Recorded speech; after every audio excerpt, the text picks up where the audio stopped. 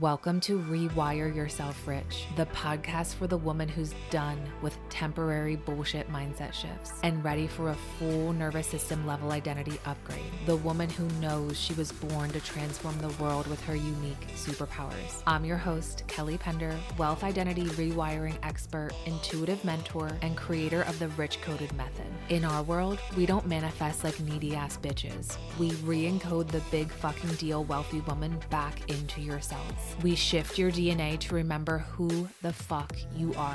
Ready to become rich coded, getting paid to exist? Let's fucking go. Welcome back to another episode of the Rewire Yourself Rich podcast. I'm joined by Zoe Kromer, founder of the Multifaceted Woman. And we dive into why the parts of you that once felt too much are actually the exact thing that make your movement magnetic. Because the truth is, and you're going to hear this when Zoe spills the tea, the moment you stop making yourself wrong is the moment your fuck yes soulmate clients can finally feel you. And I know that this episode is going to activate something within you that has always been there. You're just ready for the world and for the internet to meet this version of you. And before we dive into this juicy episode, I have an invitation for you. Because your next income and visibility level requires you to be fully expressed, fully seen, and fully witnessed. And selling your 5-figure offer requires you to be fully expressed, fully seen, and fully witnessed. Leading a disruptive brand as a category of one requires you to be fully expressed, fully seen, and fully witnessed. And you're going to unleash your boldest, expressed self to encode the identity of the famous 5-figure day woman. You're going to activate your wealth, fame, and visibility codes in your cells. You're going to turn your seduction signals on, where you become the silent yes, where your frequency does the selling for you, only at Rich Coded Live. We are in the countdown. This is happening April 25th, Philadelphia, PA. If you're selling high ticket offers and you're not in this room yet, girl, what are you even doing? This is the room that's going to expand you into your most expressed, richest, famous self. DM me the word ticket, or you can head to the link in the show notes to get yourself inside. The price is increasing in just a few days, and you want to make sure you grab your ticket before you sell out. And I cannot even wait to see you in the room. If you have any questions, slide into my DMs. And without further ado, let's dive into this juicy episode with Zoe. Zoe, I'm so excited to have you on the pod today. You've been in my world for a bit, and I just love you, and I love your energy, and bringing you on the show just feels so good, so aligned, and I know that you're going to help other women feel seen in who the fuck they are and who they came here to be. So thank you for being here, and welcome. Thank you so much for having me, Kelly. I'm super, super excited to be here and to talk about this. I'm so passionate about. So yeah, excited. Yes. Okay. So let's just dive into it, because I know that we are sick and tired of hearing, make sure that you just pick one thing, and then make sure that you don't do too much of this, and that you come off as professional, or whatever it may be. And wherever we are in our business, I know that we can experience this feeling like we are placed in a box in some different level and some different degree.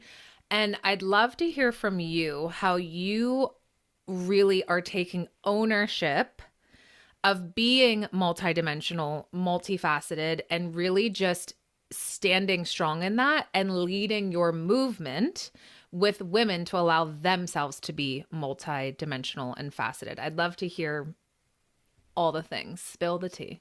Awesome. Well, I think I feel called to start by talking about how many years and honestly, like decades, this was a part of me that I kept in the shadows and I kept in this little shameful box. of something that I thought I had to change. So, really, from the time I was a little girl, I was so multifaceted. I wanted to be in all the extracurriculars and I was super social, but really needed my alone time. I wanted to do dance and art and soccer, and I had layers and I was complex and it didn't make sense to people. And so I think early on, not that anybody ever outright came out and said you're too much, but subconsciously I picked that up. And that only amplified when I started my entrepreneurial journey around the age of 18. And it felt like every few months I was getting inspired to try something new, tweak it, do something different, try out this path, try out this path. And I had this story running in my head for so long that I was incapable of devotion and consistency, that I needed to just pick something, that I was too much, too all over the place, and that because of that, I would never find success until I was different. And so it was this box that was like hidden in the shadows. And now looking back at it, hindsight's 2020, I can see that it was this missing link to fully being myself in the world. And the crazy thing is when I realized that and I gave myself permission to not only be okay with my multifaceted nature, but to accept it and celebrate it and actually bring it forward into the light and make it a huge part of my medicine and my presence and my movement, that is when all my shit popped off. And I went full-time entrepreneur. I was selling out retreats. It was like almost overnight. This thing that I had thought was wrong about myself just needed to be celebrated. And that's when the world could like feel me. And that's when everything fell into place. Yes. I love this. That just gave me chills because I'm like, ooh, so many of us experience this, right? And like I said, in different parts of our business, right? When you're starting, and then as you up level and as you expand, because your subconscious mind wants to pull you back to safety. And so I would love to hear what it looked like and what it felt like when you gave yourself that permission to be multifaceted and multidimensional. It felt like a coming home. It felt like a reclamation. It literally felt like I was coming out of this closet and I could finally be like, this is me. This is who I've always been. And it just felt like relief in my body. I remember when one of my mentors said to me, like, you are like the multifaceted woman. And I was like, oh my fucking God, I am. And so many women are too. And I think it's, there's this narrative around like, you're not enough. And then there's also this narrative around you're too much. And both have played a part in my life, but the you're too much narrative has been very, very strong for me in my life. And so it felt like this moment of just like, I am a lot and I love that. And that's my superpower. And guess what? It can be yours too. So the best way I could describe it is just a coming home and a relief. And on a tangible level, what shifted is I started talking about my multifaceted nature instead of trying to put up this facade of like, oh, like I'm running this program and this is my thing and this is my only thing. Like I was like, I'm running this program for now. And who knows, like 6 months from now, I could do something completely different. That's who I am. Yep. So I started bringing it forward and talking about it and owning it. And I got so much incredible feedback from women that were just like, I've needed you. I've been looking for you. I've always felt like I didn't fit in any box. Yeah. So. Okay. This is incredible. And I asked that question around what did it feel like, because so many people don't really know what it truly feels like to A, give themselves an energetic permission, and then B, to have that feeling in their body where it's like, wow, this is me. This is fully me. Because so many of us have been running away from the truth of who we are, right? And kind of like dancing around her. And for those listening, I feel like, and I know I'm sure you hear this a lot from your clients, I feel like so many of us get hung up on, okay, that's awesome. So I can give myself permission to be multidimensional. And then I notice that a lot of women stop because they're like, but how do I weave this into my content?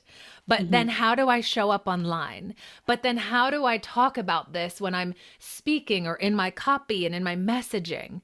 And I'd love to hear from you just like a simple way where we can release that overwhelm and pressure around being multidimensional and really weaving that into social media, content, messaging, whatever you want to share that's coming through. The best advice I can give you is don't make yourself wrong for what you're feeling lit up about in this season of life. So if you are feeling super lit up about helping women with their health and their wellness and like their daily, nourishment routines, own that, be in that. Let that chapter evolve. Go deep into it. Like let yourself have that chapter where that is what you are just loving.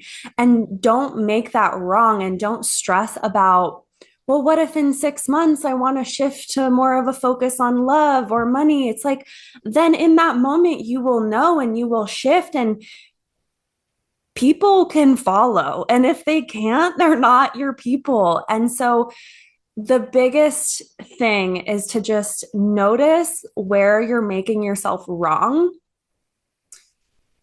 whether it's what your content is focused on during that chapter, how you're speaking about it, even like your daily habits. Like I used to feel like I was some fraud because I would, have this meditation and yoga practice, but also like love to drink wine and like go out and eat like fast food. And when I actually started sharing that with my audience, like, look, I do both. Oh, they loved it and I loved it. So stop making yourself wrong and let whatever is alive in your heart and in your soul, let it come out fully and trust that when and if that needs to shift, that version of you will be there then. But you don't need to try to micromanage that now. That landed. That felt so good. And when you were talking, I can hear for so many of those listening, it's like, oh, but I'm worried about leaving people behind. And I'm worried about, right? And that really truly comes from what are they going to think about me? Totally. And I mean, to become multidimensional and really accept yourself, I'm going to ask you this question. How did you no longer give a fuck about what anyone else thought about you? Honestly, I have a habit of thinking about death. I have a habit of thinking about the moment when I am letting go of my life and looking back on it. Am I going to be truly proud and I don't even know if proud is the right word, but fulfilled with the choices that I made? Am I going to feel like I lived for me? I lived for my truth, my passion, my authenticity? Or am I going to feel like I tried to keep some status quo so that I don't lose my following? Basically, did I live for fear or love? And if you're living in fear, you're going to live from that place of, well, if I switch niches or if I launch a program that's nothing like my last program, I'll lose people. But if you live in love, you're going to trust that a lot of your clients, they're going to follow you from program to program because they just love you and they love your energy. Like a lot of times people don't really care what the program is about. It's more about being in your energy. So there's that. And then also anyone that doesn't follow or, you quote unquote lose them, you let them go with love, and there's always more where that came from. So really just that fear versus love and how do you want to feel at the end of your life? That has really, really helped me zoom out and remember what's important. We are all here on this earth for a short blimp of time. So can we just live it fully and be okay with not making sense to everybody all the time? Be okay with being misunderstood. That was a huge thing for me that I really had to get comfortable with. Mm, that is it. I'm afraid to be misunderstood because I'm afraid to be rejected.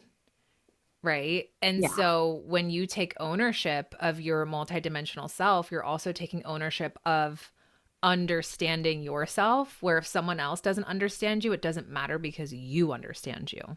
Absolutely. Absolutely. And I also just want to say, like, I I think it's important to have a balance. So I have been on the extreme end where I'm launching something new every other week and I'm not giving it any time to grow and to land and to stick and to evolve.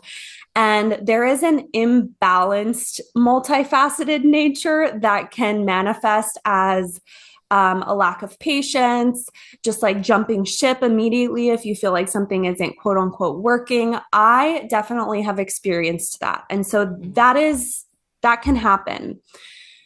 Yet there's this beautiful balance you can have where you say, okay, for this chapter, for this season, whether it's 3 months, 6 months, I'm going to really commit to growing this body of work. I'm going to commit Mhm. to my podcast. I'm going to commit to marketing and running this program. And I'm going to give it my all and I'm going to devote to it.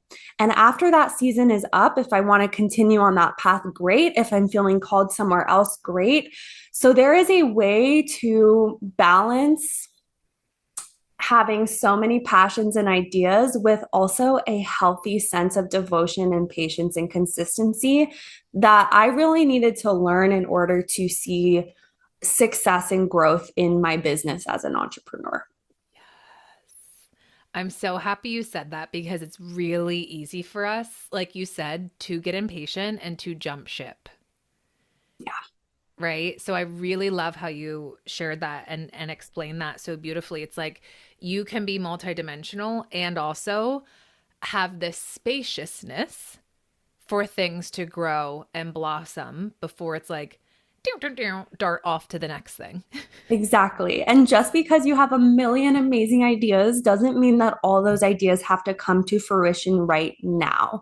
Like trusting that you have time, trusting that there is space to explore is huge because if you're anything like me, you struggle with impatience and feeling like rushed, especially when you're excited and passionate about something. So take a breath and know you have the rest of your life to bring all these beautiful ideas and creations to fruition. And the best thing you can do for the sake of the power of your work and your medicine is to give it time to grow.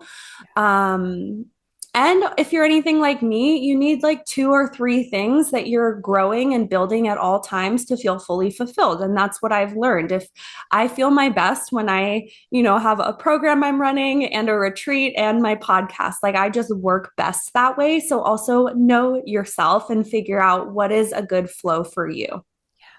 Yes, that feels really good. And you're right. I've heard from so many women like I'm just interested in this and this and this and it's like, okay. And what's the problem with that? You Yeah, know, it's like we're taught to make this interest of multiple things a problem and make it mean something about you, like you're flaky, you can't non-committal, right? All those things. And it's like, well, what if it just didn't mean anything about you? exactly. Exactly. And what if it was actually like a key beautiful part of your nature? I talk about this a lot. I don't think everyone is born to be multifaceted. I think some people are born with the soul karma, if you will, to be a master at one craft. And Yeah. that is beautiful. And I love that for them. And then there's those of us that are not that way. And that's also beautiful. So just kind of accepting where you fall in that range and knowing that it's all divine. It's all divine. I love it. It feels so good. It's like, let's just stop making a problem out of who we are. Exactly. Exactly. And I also want to say like you can weave your multifaceted nature and all your different passions into an offering, a program, a retreat, whatever, in a way that still makes sense, still gets people a tangible transformation, but is so unique to you. So, for example, I had a client who was an esthetician. She is an esthetician.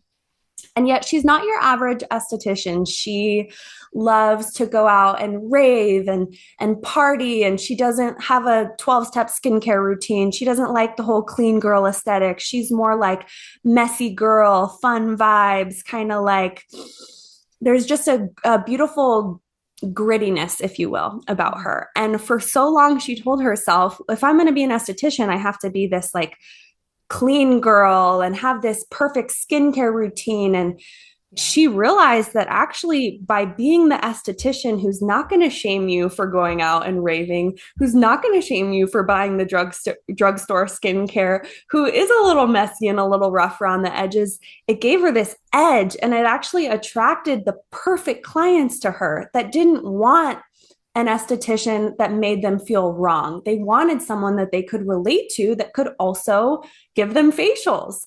And so, whatever line of work you're in, how can you bring your soul essence into it? Because that is going to be what sets you apart. That is going to be what actually magnetizes so much success and abundance your way. Even if it feels wrong or you've never seen anybody do it, like that's the point. Yeah. That is the point. I'm so happy that you said that. Yeah, because I share in my work, that is what you're meant to be known and famous for. Like, why be like this person over here? Why try to be like them? Why try to fit yourself in the box of the industry standards? Like, fuck all the standards. Totally. Yeah. I love it.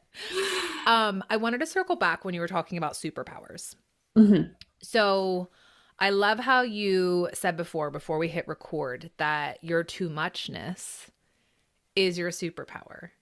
And I really want to land the plane with that. Because again, so many of us grew up hearing, be quiet, don't wear that, don't dress like that, don't say that.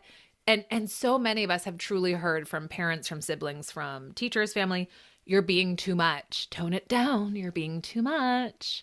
And so I'd love to hear from your body of work the too muchness and how we can have this be our superpower.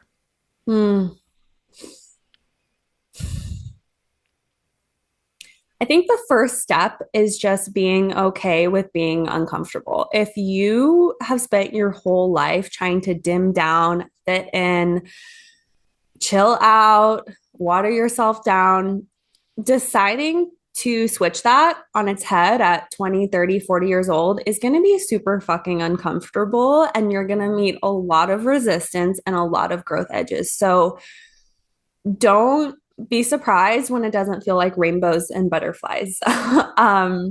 Don't be surprised when you go and you post something on your story and your hands are literally shaking and you're sweating. Like, don't be surprised when it feels like life or death, because your whole life you have been trying to fit in and meet the status quo, quite literally to stay safe. Right? This is like an evolutionary, you got to fit in with the people of the village or else you'll be outcasted and you'll die. So it's going to take time for your nervous system to catch up. So you can tell yourself, this is my superpower. I'm switching the script. I'm showing up different. I'm owning it. And that's the first step. Okay. But if it takes time before it actually feels good, if it takes time before it actually feels relief, that's okay. You're not doing anything wrong, especially if this is all new to you. Like, it will take time and it won't always be fun. And you're rewiring a lifetime of habit. So small steps, ask yourself today, what can I do to embrace this superpower? Can you post one thing on your social media that feels edgy, that feels expressive, that feels like it's sharing more parts of you than you've ever let yourself, share? Can you even if you're not ready to post on social media or do anything outward, can you go into your journal and make a list of all the different flavors and facets of your personality and what makes you unique and special? And can you just sit with that and honor that and be in awe of that? Like, baby steps every single day are going to add up. And then eventually you look back and you're like, oh my God, like I am truly being more authentic to myself than I've ever been. So it doesn't happen overnight. The best things take time. And don't be surprised if it's, you know, not fun sometimes. Yes. So good. I love that you said the first step is getting uncomfortable. And so many of us resist discomfort, right? And it's like, well, sorry to break it to you, but that's how you really crack yourself open to who the fuck you are. You have to get uncomfortable because of that protective shell. Absolutely. Yeah. And also, don't be surprised if your relationships change. You might have people in your life that wanted you to stay in that neat little box because it made them feel some type of way. Yes. But I can promise you, for every relationship that falls away because you're changing, you are going to attract five more that are way more aligned and celebratory and expansive for you. So it's really like the ultimate spiritual growth path is like, can I be so true to myself that I'm willing to let go of anybody and anything that does not accept every new version of me? Because that's the reality of it. You know, some people want you to stay in a little box because it makes them feel good. And when you start to shift and change and grow, only the people that are really meant to be in your life are gonna honor that and move with you and love you in each version. So I'm so happy you said that because I know that that's encoding safety for those who are listening who have felt, oh my gosh, I can't be me because then that'll mean, or that means I'll lose my friends, I'll lose my partner, I'll lose loved ones, right? And exactly what you just said, that was the permission slip that so many needed to hear. yeah. And it's also like you never know who you're inspiring.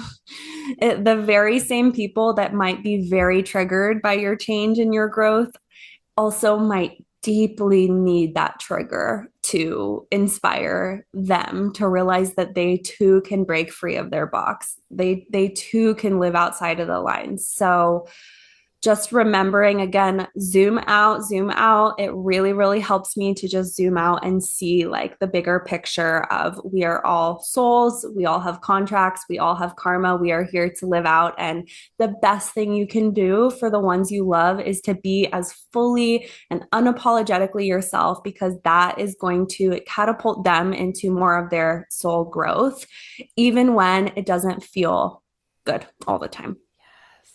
Yes. That feels so good. That landed for so many of us. Oh, this is so magical.